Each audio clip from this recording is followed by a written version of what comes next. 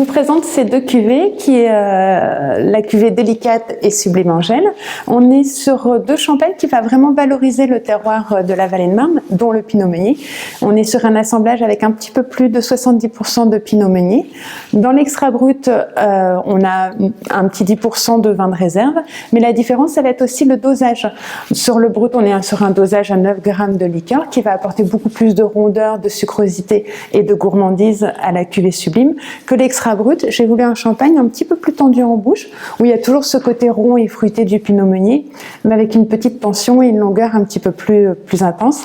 Et aussi, je voulais créer un champagne qui se déguste aussi avec un accord mets et vins, où on l'apprécie très bien à l'apéritif, pour le côté gourmand et la petite tension en bouche, mais avec un accord mets et vins qui est plus facile à faire sur un extra brut que sur un brut. Donc là, nous avons la cuvée Divine en gel en version brute et rosée. Dans un premier temps, j'ai créé la cuvée Divine donc à la création de marque, où je vous disais tout à l'heure pour valoriser le chardonnay de la vallée de Marne. On est sur un assemblage à 60% de chardonnay et pareil, moitié pinot noir, moitié pinot meunier. On est sur un champagne très délicat avec une bulle très fine, des arômes de fleurs blanches et de citron dû au chardonnay. Une belle souplesse, toujours aussi cette rondeur, mais une finesse et une souplesse en bouche qui est très agréable, avec toujours cet accord mets et vins. J'ai eu l'occasion de déguster la cuvée Divine en gel sur un plateau de fromage que je n'aurais pas imaginé, où j'avais la chance de rencontrer un MOF fromager du Sud-Ouest et où on a fait une très belle soirée avec une dégustation des fromages de la côte basque, et la cuvée Divine s'accordait très bien avec. Et il y a de ça un an, donc 3 ans, parce que vous savez qu'on a la création de la cuvée et le temps de vieillissement. Et étant donné que la cuvée Divine en gel plaisait énormément et qu'elle remportait un franc succès, j'ai sorti la version rosée. Donc toujours dans cette forme de flacon que je trouve magnifique et très féminin, avec un ajout de juste 5% de vin rouge.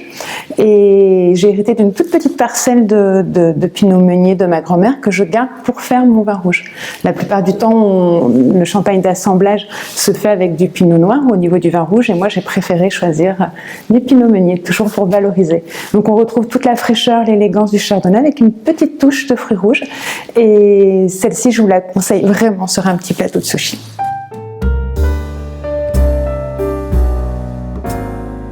Alors, je suis très fière de vous présenter l'Écrin by Angel, la deuxième édition. Donc ça, c'est notre petite merveille. Il y a de ça plusieurs années, j'ai toujours dans cette optique de valoriser le cépage meunier. J'ai créé un 100% meunier parcellaire. On a une parcelle qui est très bien située sur le coteau sud de notre vallée de Marne et qui a toujours une qualité exceptionnelle au niveau des raisins. Et pourquoi la deuxième édition? Parce que je ne sors l'Écrin by Angel que les très bonnes années qui se prêtent au Pinot Meunier.